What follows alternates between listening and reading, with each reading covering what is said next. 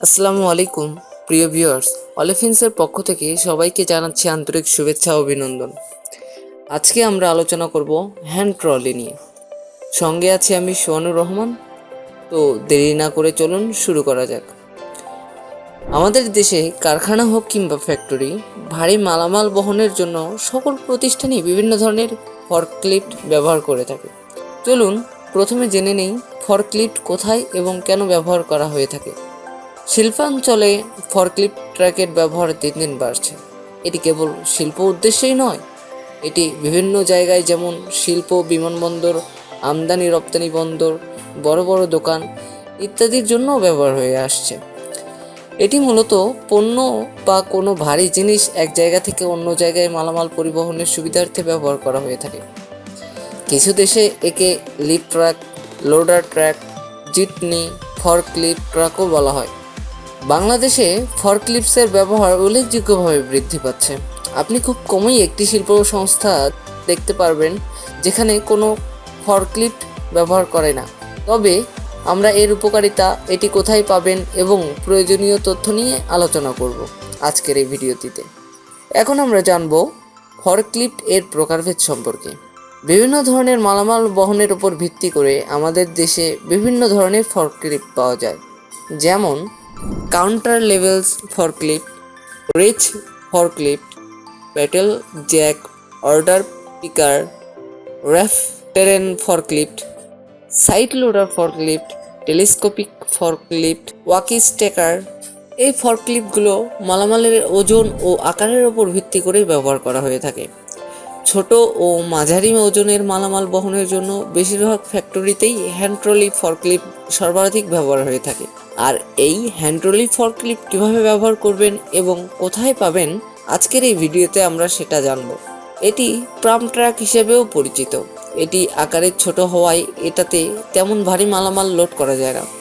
যেখানে একটি বড় ফর্কলিফট ছোট জায়গাগুলোতে পৌঁছাতে পারে না, সেখানে এটি পৌঁছাতে পারে, কেননা ছোট ছোট জায়গাগুলোতে পৌঁছানোর জন্য এটিতে ছোট চাকা রয়েছে। এটি একটি ওয়্যারহাউসের মধ্যে মালামাল পরিবহনের জন্য ছোট লোড তুলতে সুবিধাজনক। মূলত দুই প্রকারের হ্যান্ড ট্রলি ফর্কলিফট হয়ে থাকে, যেমন বৈদ্যুতিক প্যালেট ট্রাক এবং ম্যানুয়াল। ম্যানুয়ালগুলোর দাম কম এবং বিনা বিদ্যুতে চলে। কিভাবে একটি ফর্কলিফট বাছাই করবেন, চলুন সেটি জেনে নেওয়া যাক। একটি ফর্কলিফট বাছাই করার পূর্বে আপনাকে জানতে হবে কোন ধরনগুলো কি কাজে ব্যবহৃত হয় এবং আপনার কেনা মডেলটি কি কাজে ব্যবহৃত হবে তা নির্ধারণ করতে হবে। আমরা এ নিয়ে নিচে আলোচনা করছি, যা আপনাকে খুব ভালো মানের একটি ফর্কলিফট বাছাই এবং কিনতে সহায়তা করবে। আপনি কী ধরনের কাজে আপনার ফর্কলিফট ব্যবহার করতে চান বা প্রয়োজন, সেই বিষয়টি নির্দিষ্ট করতে হবে। মানে আপনাকে কত ওজন তুলতে হবে, কোথায় ব্যবহার করবেন, সেই অনুযায়ী আলাদা আলাদা ফর্কলিফট রয়েছে। আপনি এটি কোন মালামালের জন্য ব্যবহার করবেন তা জেনে নিন। এর অর্থ কিছু কিছু মালামালের জন্য উচ্চ অবস্থানে সংরক্ষণ করা দরকার এবং কিছু নিম্ন অবস্থানে। এর উপর নির্ভর করে আপনি একটি উচ্চ কিংবা নিম্ন স্থানের ফর্কলিফট নাকি রেগুলার ধরনের কিনবেন, এই সব আপনাকে আগে থেকেই চিন্তা করে রাখতে হবে। গ্যাস এবং ব্যাটারি চালিত ফর্কলিফট রয়েছে। ফর্কলিফট চলাচলের রাস্তাটি মসৃণ বা পাথরের কিনা তা পরীক্ষা করুন। এটি অত্যন্ত গুরুত্বপূর্ণ, যেহেতু অমসৃণ এবং মসৃণ পথে চলার জন্য উভয় ধরনের ফর্কলিফট রয়েছে। এই ধরনের ফর্কলিফট কোথায় থেকে কিনবেন? বাজারে অনেক মডেলগুলো থেকে সঠিক মডেলটি পাওয়া এক প্রকার চ্যালেঞ্জই বটে। তবে এই পরিপ্রেক্ষিতে আমরা অলিফিন্স ট্রেড কর্পোরেশন আপনাকে বাংলাদেশের সেরা ফর্কলিফট সরবরাহ করার নিশ্চয়তা দিতে পারি, কেননা আমরা স্বল্প মূল্যে বিভিন্ন ধরনের প্যালেট ট্রাক ফর্কলিফট বিক্রি করি।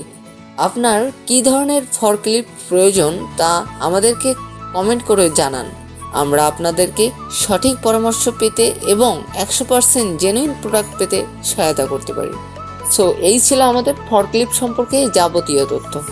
ভিডিওটি ভালো লাগলে একটি লাইক, কমেন্ট এবং শেয়ার করে অন্যান্য কাস্টমারকে এই ভিডিওর তথ্য সম্পর্কে জানতে সহায়তা করুন এবং পরবর্তী ভিডিও পাওয়ার জন্য আমাদের চ্যানেলটি সাবস্ক্রাইব করে বেল বাটনটি অন করে রাখুন।